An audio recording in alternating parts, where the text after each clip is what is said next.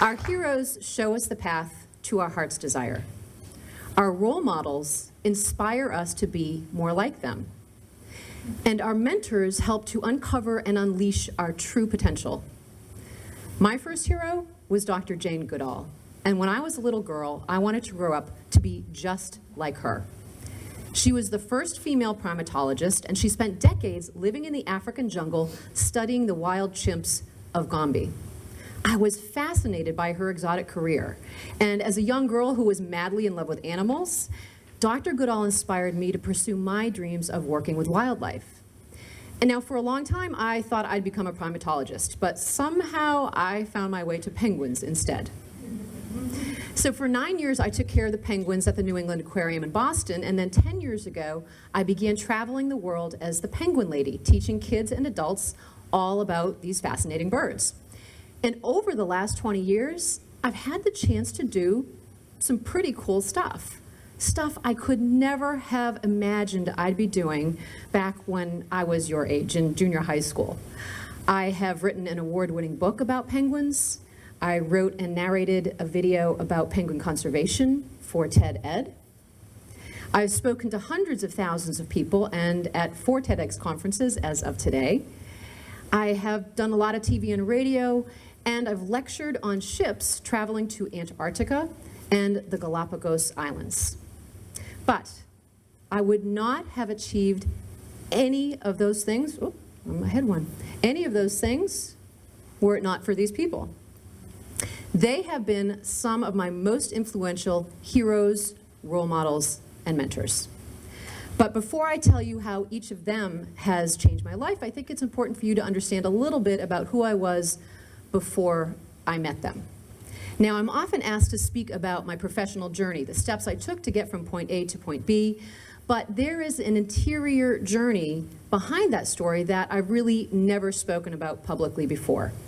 And a lot of it is pretty private and personal and a little scary for me to talk about here, but I wanted to pull back the curtain and share it with you today in hopes that it might encourage some of you sitting here who maybe feel the way that I did when I was your age.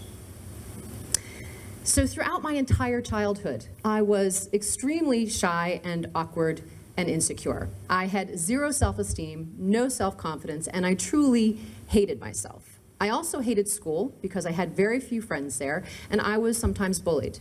And I just wanted to feel normal and to be liked and accepted by my classmates. But that didn't happen, probably because I didn't like or accept myself. And there's a number of reasons why I think I might have felt this way. I had to wear these horrible corrective saddle shoes because I had one leg that was slightly shorter than the other.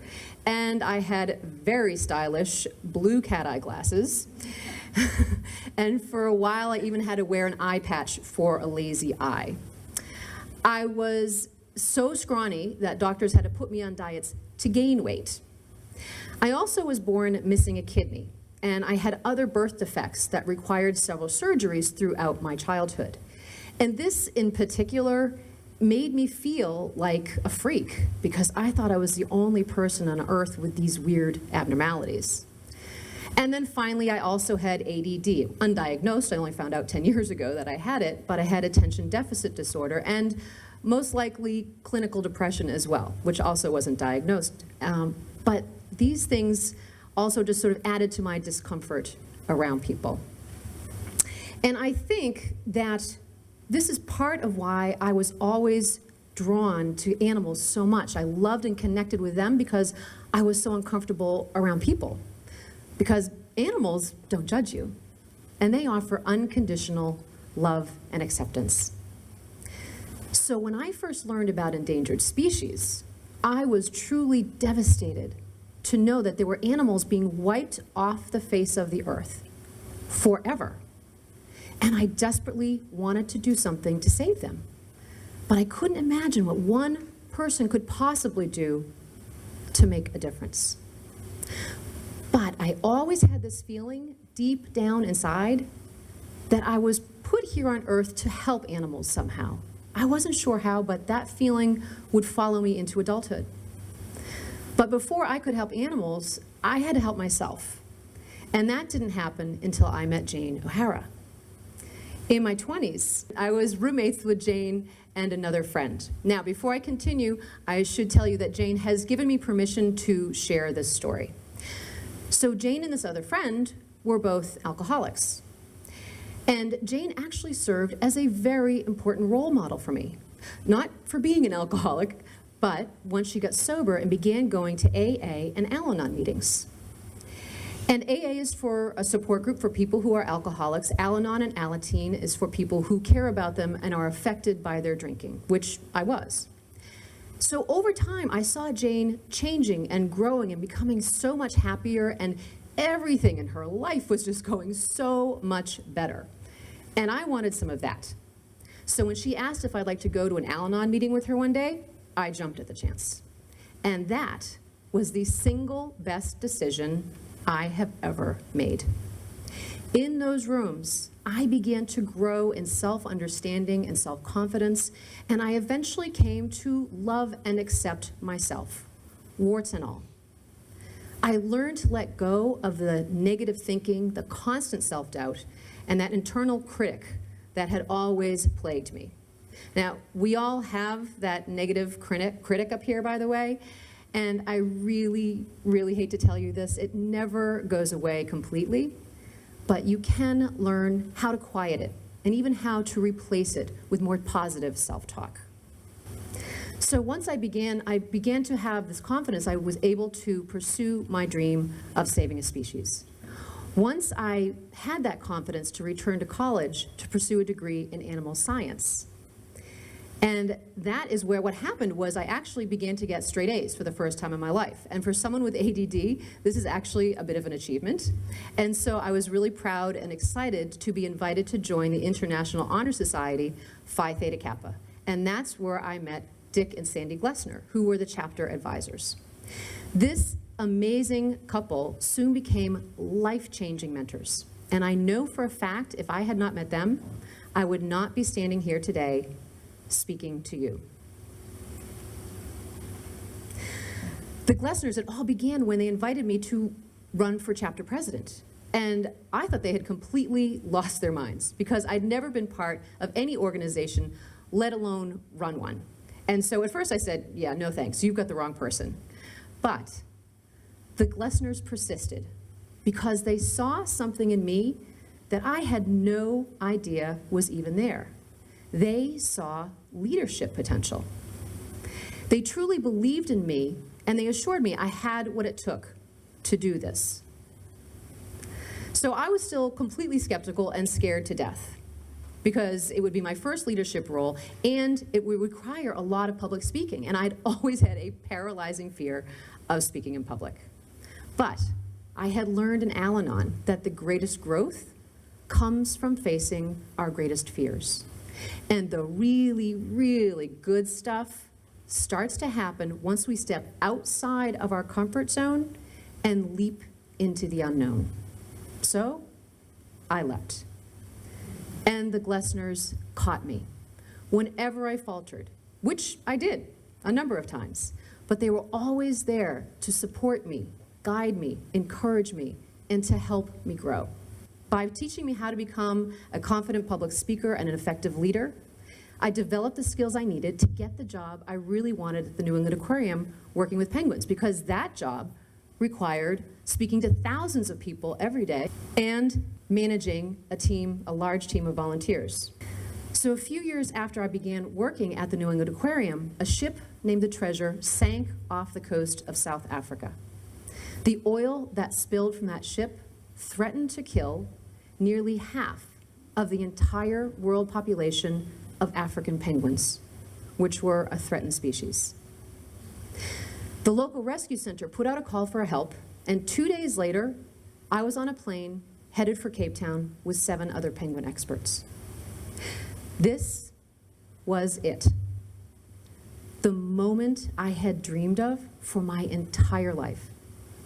I was finally going to have the opportunity to do something tangible to help save a species. After we landed in Cape Town, we were brought to a massive warehouse that was filled to bursting with nearly 20,000 penguins that were soaked with oil. The scene inside of that building was devastating, and the penguins were clearly traumatized. But we didn't have time to wallow in sadness. Jay Holcomb, who was the director of International Bird Rescue, greeted us and immediately put us to work feeding penguins. This remarkable man soon became my hero, my role model, and my mentor, all rolled up into one. Jay was there to direct the rehabilitation management team, of which I was a member. On our first night there, he put 2 of us in charge of running room 2. Room 2 had more than 4,000 oiled penguins in it. And it had hundreds of inexperienced volunteers that we would have to train and supervise. This was the most terrifying moment of my entire life. I remember thinking, there's no way I can do this.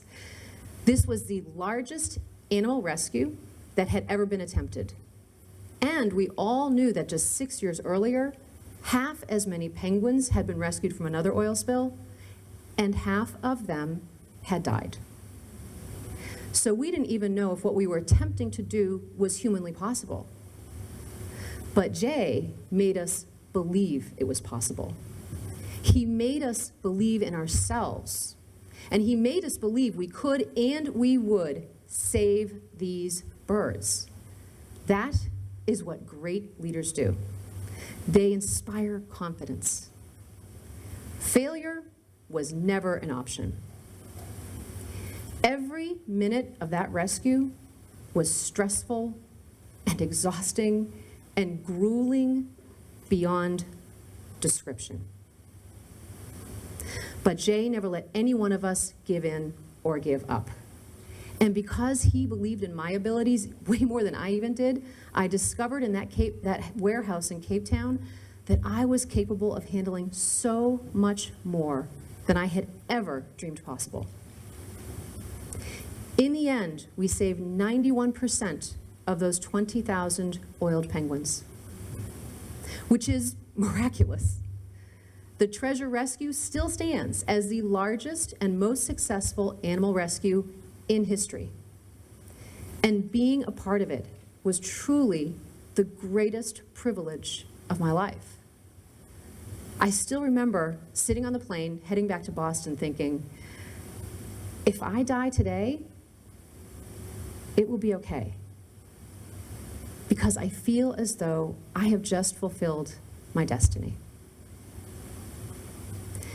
Jay Holcomb, Jane Goodall, the Glessners, and Jane O'Hara all inspired me and guided me and helped me achieve my lifelong dream of saving a species. What are your dreams? What do you dream of doing or being? Who inspires you?